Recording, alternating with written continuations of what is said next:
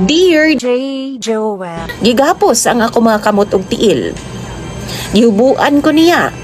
Abi ba ko glingawon ko niyag taman. Pero dihang ni kumkum na siya sa akong mga bulbol, DJ Joel. Ug nihugot siya kusog.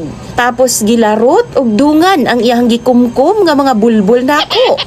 Grabing syagit nako tungod sa kasakit. Dungog sa mga silingan pero dili sila manghilabot. Kay og sila pa, gidisiplina na po daw ko sa akong asawa. Nalaswa ang ako ang bunabuna. Grabing sakita. Nagpula-pula gud nga nalapnos intawon ang panit sa ako ang atubangan. Pila ka semana nga way gawas-gawas hapdos kaayo. Masapda lang man sa ting akong panit, ambot na lang jud. Grabe, way patawad ang akong asawa. Wa na ko makaila niya kay mura na gyud intawon siya tigre nga gisudlan og dragon na DJ Joel. Sunod nga masayo pa daw ko, sama gihapon ang iyang buhaton.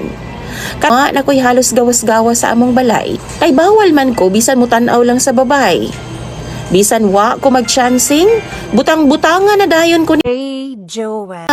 Nangidhat lagi daw ko. Masuko sab siya nga mutanaw ko sa gapapatad og Pika 3 DJ Joel. Ibog na po daw ko. Sunod nga masakpan na po daw ko niya, kabaw na daw kog unsay mahitabo. Magbira na po daw siya isa ka kumkum nga bulbol. Depende sa kabugaton sa akong gihimo. Huna-hunaon pa lang nako na DJ Sam, perti nagyong sakita. Dugay kayong nawa ang kahapda kong bugan. Labi nagmahanginan, grabe jud. Hey Joel. Gikukunta ko na sa eskwelahan na sa akong anak. Kay President baya ako dito. Hey Joel. Unya na aday mga coming na events. Makatarungan ba ning akong asawa? Hey Joel. Normal pa ba siya? Natural raman siguro ning mga lalaki nga makalingi sa uban nga babae. Basta ang importante lang yun siguro no, dili biyaan ug pasagdan ang pamilya. Hey Joel. Biyaan ako siya, luoy po ang ako mga anak. Asa po daw ko paingon nga wa man ko'y trabaho. Hey Joel. Ay ako man ang nag-atimana sa akong mga anak ug siya ang nagtrabaho.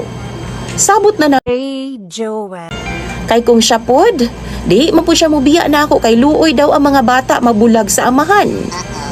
Aron makabalos lang daw siya, silutan daw kunyag taman di Joel. Pinaagi daw sa pamaagi nga iyang gusto.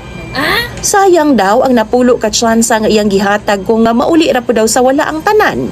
Mauli ra sa bulag kumbaga. Joel. Kung mahurot daw ang akong bulbul, akong tabadidoy na po daw ang iyahang isunod. Hinay-hinayan daw na iyag hiwa. Joel. Kada sala nako hangtod nga mahurot. Usa ka sakop, usa ka hiwa. Siya rugdi daw ko magbag-o. DJ